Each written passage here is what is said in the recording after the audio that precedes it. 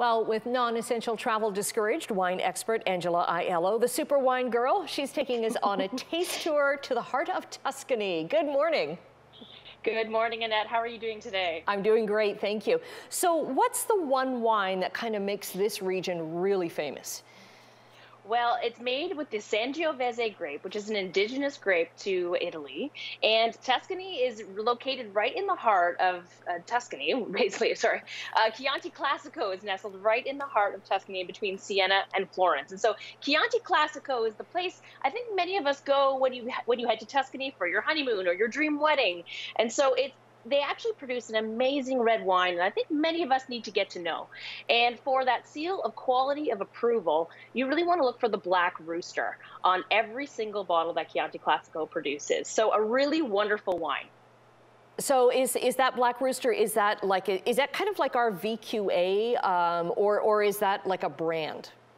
Absolutely. It's a little bit of both, but absolutely, just like VQA is a brand also, it is that signature seal of approval that ensures that this wine is from this particular region. So much like VQA, just like we look at our VQA wines from Ontario, Chianti Classico, the Black Rooster, is that wine that you can trust and look to from Chianti Classico itself. Okay, so what does Chianti Classico, what does it taste like? Great question. So beautiful red wine here. I always like to serve it in wonderfully dramatic glasses. I have another one here. Actually, these are my favorite right now, the Riedel wine wings. And we want to put it into a decanter because we are looking at a very full-bodied red wine. So you want to decant it up into 1 to 2 hours before you decide to serve it. That's quite the decanter. Yeah, it's very dramatic, right? Don't hurt yourself with that. It takes a little bit of skill to decant and to pour, and make sure you're swirling and smelling. But really, you're looking at notes of red and black cherry. You're looking at dried, savory herbs, and really wonderful, full-bodied wines that are savory on the palate. They're structured, they're balanced, and they can age in a cellar as well. And what do they go well with, food-wise? Okay, so there's a pairing proverb that always says, what goes together grows together. And so if you're drinking Chianti Classico, you're headed to Tuscany, right? It is the Tuscan treasure.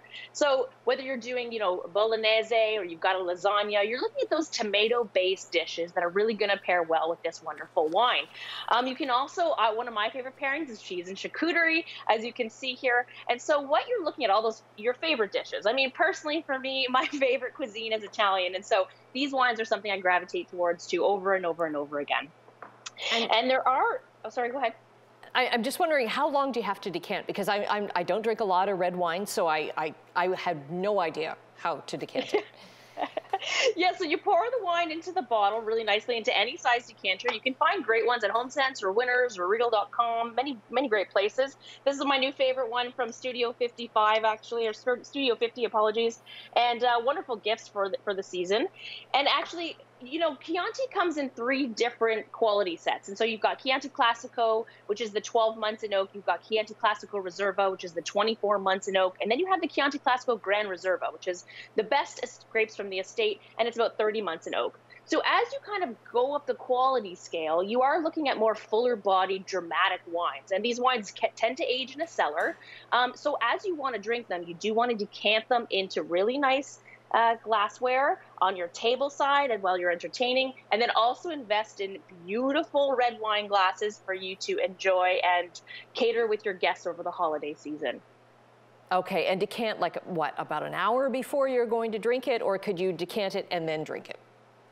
Sure. So I always say between 1 to 2 hours. So there's a little bit of a trick of the trade. Like if you decant for 1 hour, it's equal to, and I say that with quotations, to 1 year in the cellar.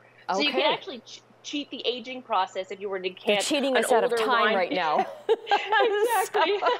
Okay, we'll get the info up on our website, chch.com. Great to talk to you, Angela. Red wine.